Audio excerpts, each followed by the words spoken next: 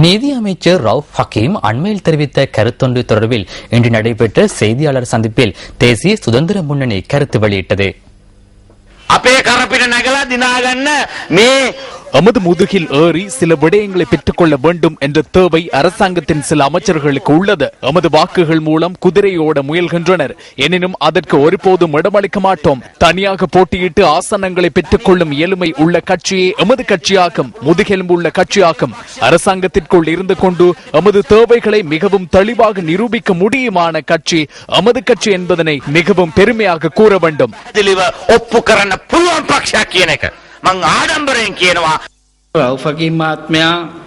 ரவுப் ஹக்கீமின் முதுகின் மேல் ஏறி அரசாங்கத்திடமிருந்து பல விடயங்களை பெற்றுக் கொள்ளும் தேவை நமக்கு இல்லை. குறிப்பாக அவர் மக்கள் பலத்தை உருவாக்குவதற்காக பங்களிப்பு வழங்கிய ஒருவர் அல்ல. 2005ஆம் ஆண்டும் 2010ஆம் ஆண்டும் பஸ் பயணத்தை ஆரம்பித்த போது ஓடி சென்று அந்த பஸ்ஸில் ஏறிக்கொண்டவர் அங்கு ஆசனம் இருந்தமையினால் அமர்ந்து கொண்டார். மேலும் சிலர் மிதிப்பலகையில் வந்தனர். எனவே அவ்வாறான ஒருவரின் முதுகில் ஏறி பயணிக்கும் அளவிற்கு நாம் வங்குரோத்து அடைந்தவர்கள் அல்ல. தற்போது அவர்களின் வங்குரோத்து தனம் தெரிகிறது. தற்போது ரவுப் ஹக்கீம் தமிழ் தேசிய கூட்டமைப்பின் முதுகில் ஏறி பயணிக்கும் திட்டத்தில் செயற்படுகிறது என்பது தெளிவாகிறது. வடக்கில் ஐக்கிய மக்கள் சுதந்திர கூட்டமைப்புடன் போட்டியிட்டால் அதிக வாக்குகள் கூட்டமைப்பிற்கு கிடைக்கும் என்பதனால் அதனை மூன்றாக பிரிப்பதற்காக மிகவும் திட்டமிட்ட வகையில் ரவுப் ஹக்கீம் வடக்கில் தனியாக போட்டியிடுகிறார். எனவே அவர் நேராகவும் திருட்டுத்தனமாகவும் தமிழ் தேசிய கூட்டமைப்புடன் இணைந்து செயற்படுகிறது என்பது தெளிவாகிறது. சிந்தனையை தூண்டும் அறிஞர் வாக்கு அடுத்து.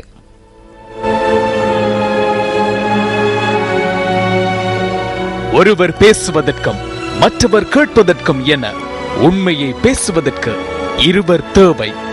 ஹென்றி டேவிட் தோரோ, அமெரிக்க தத்துவஞானி.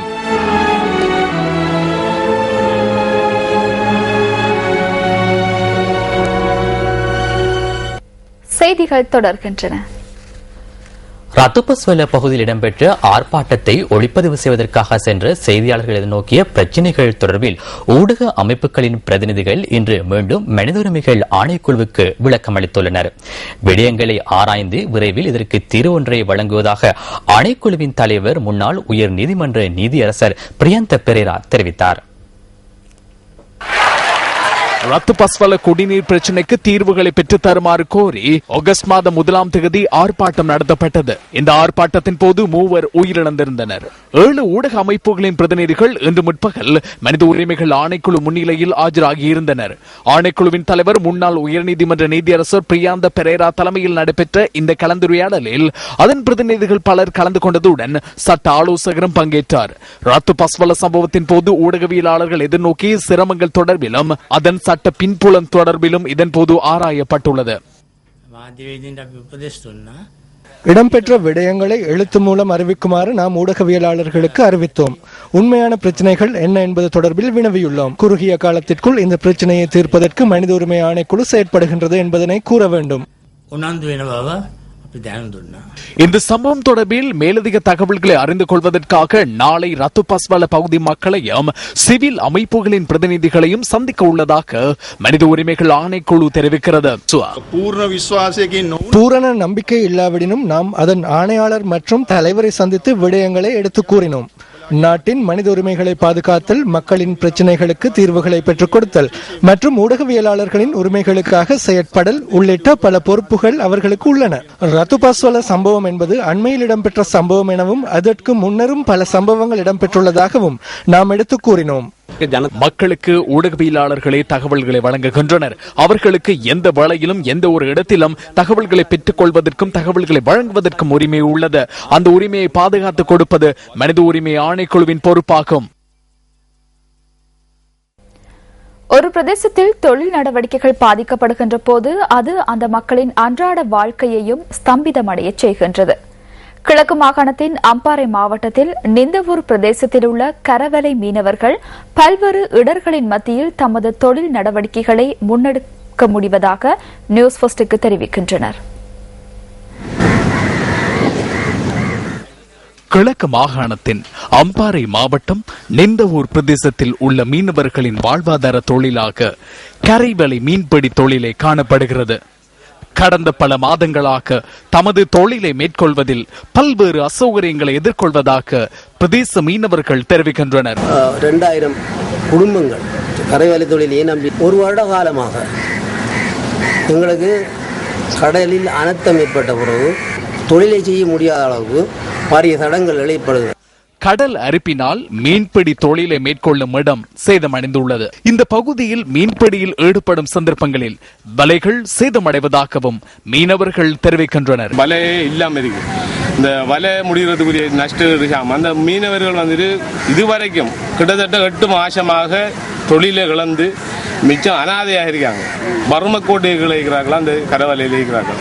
இந்த விடயம் குறித்து பிரதேச மீனவர்கள் சம்பந்தப்பட்ட அதிகாரிகளிடம் பல முறை தெரிவித்த போதும் எந்தவித நடவடிக்கைகளும் மேற்கொள்ளப்படவில்லை என்றும் அவர்கள் கூறுகின்றனர். வலைகள் பிங்கிக்கேண்டியன்னா வரக்கூடிய மீன்கள் அதிலிருந்து வெளியிறங்கி போகுது. அதிலிருந்து எங்களுக்கு எந்த விதமான வருவாயும் இல்லாத நிலையிலே அண்டைய நிலையிலே நாங்கள் வாடிக்கொண்டிருக்கிறோம். ஆழ்கடலில் தொழிலை மேற்கொள்ள வசதி வாய்ப்பற்ற இந்த மீனவர்கள் தமது தொழிலை மேற்கொள்வதில் உள்ள இடர்பாடுகளால் தமது அன்றாட வாழ்வு பெரும் பாதிப்பிற்கு உள்ளாகி உள்ளதாகவும் தெரிவிக்கின்றனர். தமது தொழிலை மேற்கொள்ளும் பகுதியை உரிய வகையில் புனரமைத்து தருவதுடன் பாதிக்கப்பட்ட தமக்கு நிவாரணம் வழங்க வேண்டும் எனவும் கோரிக்கை விடுக்கின்றனர் நிந்தவூர் பிரதேச கரைவலை மீனவர்கள். உங்கள் வாழ்க்கை. அண்மையில் தனியார் பிரிவிலிருந்து அரசாங்கம் கையகப்படுத்திய நிறுவனங்கள் தற்போது கோடிக்கணக்கில் இலாபம் ஈட்டுவதாக பொருளாதார அபிவிருத்தி அமைச்சர் பசில் ராஜபக்ச தெரிவிக்கின்றார். கொழும்பில் நடைபெற்ற வைபவம் ஒன்றிலேயே அவர் இதனை குறிப்பிட்டார். இலங்கை சுதந்திர சேவை சங்கத்தின் அரசு மற்றும் தனியார் பிரிவுகளின் 8வது பிரதிநிதிகள் மாநாடு கொழும்பில் இன்று நடைபெற்றது. පළවෙනි වතාවට පෞද්ගලික අංශේ ආයතන නැවත රජයට පවරගත්ත முதற் தடவையாக தனியார் பிரிவின் நிறுவனங்கள் மீண்டும் அரசாங்கத்தினால் பொறுப்பேற்கப்பட்டன. அவ்வாறு உலகில் செயற்பட்ட ஒரு அரசாங்கம் மஹிந்த ராஜபக்ச அரசாங்கம் என்பதனை கூற வேண்டும். அந்த நிறுவனங்களை பொறுப்பேற்றது மாத்திரமல்ல, அவை தற்போது கோடிக்கணக்கில் லாபத்தை பெற்றுக் கொள்கின்றன. குறிப்பாக பலவத்த மற்றும் செவனகள தொழிற்சாலைகளை நாம் தற்காலிகமாக கடனுக்கு வழங்கினோம். பொருளாதார அபிவிருத்தி அமைச்சு இதனை செய்தது. எந்த வங்கியினாலும் வழங்க முடியாது என்று கூறிய போது அந்த பணத்தை மீள செலுத்தி அங்குள்ள ஊழியர்கள் மற்றும் விவசாயிகளுடன் இணைந்து செயற்பட முடிந்தது. සේවකින්ට ගොවින් එක්ක එකතු වෙලා කටයුතු කළා. අපි අද බලනකොට බොහෝ රාජ්‍ය ආයතනවල கோப்பறிக்கையை பார்க்கும் போது பல நிறுவனங்கள் நட்டத்தை எதிர்நோக்குவதனை அவதானிக்க முடிகிறது. அதற்கு பல காரணங்கள் உள்ளன. எனவே இவை அனைத்தையும் முகாமைத்துவம் செய்ய முடிந்துள்ளது. எனவே இந்த நிறுவனங்களை உரிய விதத்தில் முகாமைத்துவம் செய்து ஊழல்களை ஒழித்து செயற்படும் பொறுப்பு தொழிற்சங்கங்களுக்கு முன் தற்போது உள்ளது. පංචාව එහෙම නැත්නම් දූෂණය අවම කළා ක්‍රියා කිරීමේ වගකීම අද වෘත්තීය සමිතිය වලට වෙනදාට වඩා පැවරලා තියෙනවා. சந்தேகத்துக்கிடமான முறையில் உயிரிழந்துள்ள மகரகம பமுனுவ வீதியின் வர்த்தகர் ஒருவரின் சடலம் கல்கிச ரயில் நிலையத்துக்கு அருகிலிருந்து கண்டுபிடிக்கப்பட்டுள்ளது.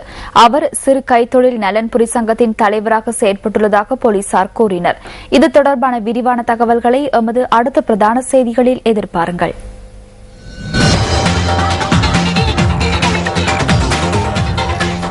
சிரியா தொடர்பாக அமெரிக்காவுக்கும் ரஷ்யாவுக்கும் இடையே நடைபெறவிருந்த சந்திப்பு பிற்போடப்பட்டுள்ளது. சிரிய நெருக்கடிக்கு அரசியல் தீர்வை காண்பது தொடர்பான சர்வதேச மாநாட்டை நடத்துவது குறித்து ஹேக்கில் இந்த சந்திப்பு நடைபெறவிருந்தது. எனினும் சிரியாவில் மேற்கொள்ளப்பட்டதாக கூறப்படும் ரசாயன ஆயுத தாக்குதல்கள் குறித்து மீளாய்வு செய்யப்படுவதால் இந்த சந்திப்பு பிற்போடப்பட்டுள்ளதாக அமெரிக்க ராஜாங்க திணைக்களம் தெரிவித்துள்ளது. பஷார் அல் அசாத்தின் அரசாங்கம் ரசாயன ஆயுதங்களை பயன்படுத்தியமைக்கான ஆதாரங்கள் உள்ளதாக அமெரிக்கா குறிப்பிட்டுள்ளது. சிரியாவில் அரசியல் தீர்வு ஒன்றை ஏற்படுத்துவதற்கான தேவை தற்போது நிலவுவதால் ரஷ்யாவுடனான இந்த சந்திப்பு மீள் அட்டவணைப்படுத்தப்படும் என அமெரிக்கா கூறியுள்ளது. எனினும் இந்த சந்திப்பு பிற்போடப்பட்டமை குறித்து ரஷ்யா வருத்தம் தெரிவித்துள்ளது. போதைப்பொருள் கடத்தல் தொடர்பாக அமெரிக்காவினால் தேடப்பட்டு வந்த கடத்தல் கும்பலின் தலைவரை கொலம்பிய போலீசார் கைது செய்துள்ளனர். சேப்பே என்று அழைக்கப்படும் ரஃபேல் அல்ஃபரஸ் குற்ற செயல்களில் ஈடுபடும் கும்பல் ஒன்றின் தலைவன் என தெரிவிக்கப்படுகின்றது. பல வருடங்களாக அமெரிக்காவினால் தேடப்பட்டு வந்த சேப்பே கொலம்பியா போலீசாரின் தாக்குதலின் மூலம் கைது செய்யப்பட்டு ஏற்பட்ட காயங்களினால் வைத்தியசாலையில் அனுமதிக்கப்பட்டுள்ளதாக கொலம்பியா போலீசார் தெரிவிக்கின்றனர். இந்த கடத்தல் கும்பலின் மூலமாக மெக்சிகோவில் இயங்கும் பிரதான கடத்தல் கும்பல்களுக்கு 100 தொன் வரை கொக்கைன் போதைப்பொருள் விநியோகிக்கப்பட்டுள்ளதாகவும் தெரிவிக்கப்படுகின்றது. கொக்கைன் போதைப்பொருள் உற்பத்தியில் கொலம்பியா உலகின் முதல் இடத்தில் இருக்கிறது என்பது குறிப்பிடத்தக்கது.